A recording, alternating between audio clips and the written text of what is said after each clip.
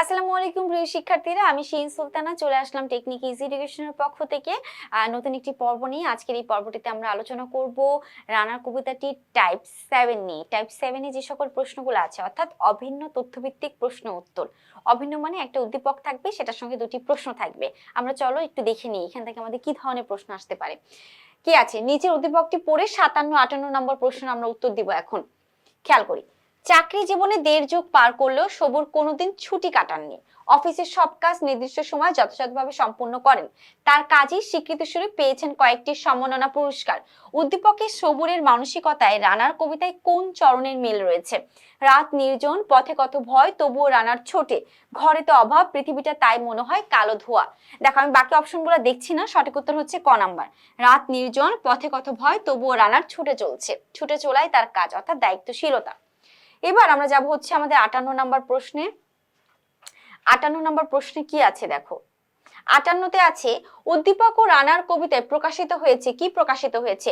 কর্মমুখিতা, দায়িত্বশীলতা, প্রগতিশীলতা। দেখো এখানে কর্মমুখিতা এবং দায়িত্বশীলতায় আসবে, প্রগতিশীলতা আসবে না। উত্তর হচ্ছে আমাদের ক। এবার আমরা আসবো হচ্ছে 59 এবং 60 নম্বর প্রশ্ন উত্তর দিব। তো আমরা অপশনগুলো দেখি, মানে উদ্দীপকটা দেখি। ব্রত তাহার পরে হিত, সুখ নাহি চাই নিজে, রৌদ্রে দাহে শুকায় তনু, মেঘের জলে ভিজে। উদ্দীপকটি একটু লক্ষ্য করি, কে বলেছে? ব্রত তাহার, ব্রত মানে ইচ্ছা শক্তি তার, পরের হিত, হিত মানে কল্যাণ করা, মঙ্গল করা বা উপকার করা। একটা মানুষ প্রতিজ্ঞা করেছে বা ব্রত করেছে যে সে পরের উপকার করবে বা পরের কল্যাণ করবে। সুখ নাই চায় নিজে, সে নিজের জন্য কোনো কিছু চায় না, নিজের কোনো সুখ চায় না, অন্যের কল্যাণ করাই হচ্ছে তার আসল উদ্দেশ্য। ওকে। রৌদ্র দাহে শুকায় তনু, সে তার শরীর রোদে পোড়াবে, রোদের তাপে হচ্ছে পুড়ে যাবে। মেঘের জলে ভিজে যাবে, বৃষ্টিতে মেঘের জলে সবকিছু তার শরীর ভিজে যাবে, আর রোদের তাপে তার শরীর পুড়ে যাবে। এটাই সে চায়, অন্যের উপকার করতে গিয়ে। আচ্ছা, উদ্দীপকের রানার কবিতায় কোন বিষয়টি ফুটে উঠেছে? দায়িত্বশীলতা, সময়ানুবর্তিতা, উদারতা, দেশপ্রেম। সঠিক উত্তর হচ্ছে দায়িত্বশীলতা। 59 এর উত্তর হচ্ছে ক। এবার আমরা দেখবো হচ্ছে 60 নম্বর প্রশ্ন। 60 কি আছে?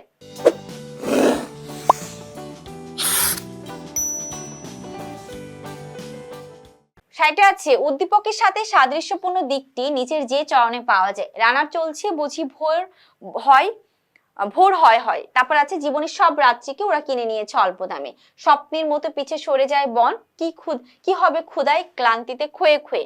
আমাদের এখানে সঠিক উত্তর হচ্ছে জীবনের সব রাত্রিকে, অর্থাৎ 60 নম্বরের প্রশ্ন হচ্ছে স্বপ্নের মতো পিছে সরে যায় বন। সে রানাররা স্বপ্নের মতো তাদের জীবনের মানে মানুষের কল্যাণের জন্য তার নিজের যে স্বপ্নগুলো আছে সেই স্বপ্নগুলো সে পিছনে ফেলে আসে। এই জন্য আমাদের সঠিক উত্তর হচ্ছে এখানে 3 নাম্বার, 60 এর 3। তো আমরা শেষ করলাম 59, 60 নাম্বার। এবার আমরা 61 ও 62 নাম্বার উত্তর দিব। একটা উদ্দীপক আছে, সেটা পড়বো। মাদার তেরেসা জীবনের সর্বস্ব দিয়ে মানুষের সেবা করেছেন, এমনকি নোবেল পুরস্কারের অর্থ মানুষের সেবায় উৎসর্গ করেছেন। তারই অবদানের জন্য সমগ্র পৃথিবী তাকে এক নামে চিনে। উদ্দীপকের মাদার তেরেসা রানার কবিতার কোন চরিত্রের প্রতিনিধি? কবি সুকান্ত ভট্টাচার্য, যেহেতু আমরা তাকে নিয়ে আলোচনা করছি। কারেক্ট আনসার উত্তর হচ্ছে ক। আচ্ছা সরি, আমি এখানে একটু ভুল করেছি। উদ্দীপকের মাদার তেরেসা, আচ্ছা মাদার তেরেসা হচ্ছে একটা চরিত্র। মাদার তেরেসার সঙ্গে রানার কবিতায় কোন চরিত্রের মিল আছে? আচ্ছা, এখানে চরিত্রের কথা প্রকাশ করেছে, সেক্ষেত্রে কবি সুকান্ত ভট্টাচার্য হবে না, কারণ সুকান্ত ভট্টাচার্য সে তো কোনো চরিত্র না, সে হচ্ছে লেখক। আর এখানে চরিত্র হচ্ছে রানার। তাহলে আমাদের 61 নম্বরের উত্তর হচ্ছে 3 নম্বর, রানার। এটা হচ্ছে কারেক্ট। এবার আমরা 62 নাম্বার দেখবো। 62তে কি আছে? উক্ত চরিত্রে রানার কবিতার যে দিকটি ফুটে উঠেছে, কোন দিকটি ফুটে উঠেছে? মানব সেবা, পরোপকারিতা, নিজ স্বার্থ ত্যাগ। দেখো রানার কি করেছে? রানার মানুষের সেবা করেছে, পরোপকারিতা অর্থাৎ অন্যের উপকারও করেছে, এটাও কারেক্ট। নিজ স্বার্থ ত্যাগও করেছে, তো এটাও কারেক্ট। উত্তর হচ্ছে আমাদের 3 নাম্বার, 62 3। এবার আসি আমরা 63 ও 64 নাম্বার প্রশ্নে। উদ্দীপক আছে, খেয়াল করি।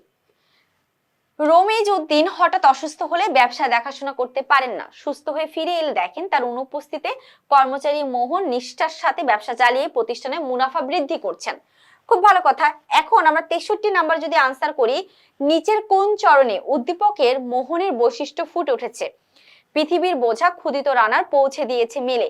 মেলে শব্দের অর্থ হচ্ছে অগ্রগতির দায়ে। তো আমরা উদ্দীপকের মোহনকে দেখেছি যে কর্মচারী হয়েও সে নিষ্ঠার সঙ্গে কাজ করে গেছেন। তো রানারের চরিত্র আমরা এই জিনিসটা পাই। তো উত্তর হবে 63 ক। বাকি অপশনগুলো আর দেখবো না। এবার আমরা দেখবো 64 নাম্বার। 64 নাম্বার প্রশ্নে আমাদের একটি উদ্দীপক আছে, উদ্দীপকটি একটু পড়ি। ক্ষুধার রাজ্যে পৃথিবী গদ্যময়, পূর্ণিমার চাঁদ যেন ঝলসানো রুটি, কবিতা তোমার আজকে দিলাম ছুটি। উদ্দীপকের মিল পাওয়া যায় নিচের কোন লাইনের সঙ্গে? দেখো উদ্দীপকটি আমাদের রানার কবিতার অংশ থেকে এসেছে। ক্ষুধা ফেলে দিয়ে আজকে সে গদ্যময় পৃথিবী তৈরি করতে যাচ্ছে, পূর্ণিমা চাঁদ যেন একটা ঝলসানো রুটি তার কাছে মনে হচ্ছে, কবিতা তোমায় আজকে দিলাম ছুটি। আচ্ছা, এই লাইনটির সঙ্গে রানার কবিতার কোন জিনিসটি খুঁজে পাওয়া যেতে পারে? ঘরে তো অভাব, পৃথিবীটা তাই মনে হয় কালো ধোয়া। আচ্ছা, উদ্দীপকে এমন একটি জিনিসের কথা বলা হচ্ছে যেখানে অভাব, অভাব ছাড়া আর কোনো কিছুই তার জীবনে নাই। আর এই অভাবের সঙ্গে আমাদের যে লাইনটারই মিল আছে সেটা হচ্ছে ঘরে তো অভাব, পৃথিবীটা তাই তার কাছে কালো ধোঁয়ায় মনে হচ্ছে। আশা করি তোমরা সকলে বুঝতে পেরেছো। আজকে এই পর্যন্তই থাকবে আমাদের এই পর্বটি। পরবর্তী কবিতার সঙ্গে খুব দ্রুতই হাজির হব। সে পর্যন্ত সকলে ভালো থেকো, সুস্থ থেকো। আল্লাহ হাফিজ, আসসালামু আলাইকুম।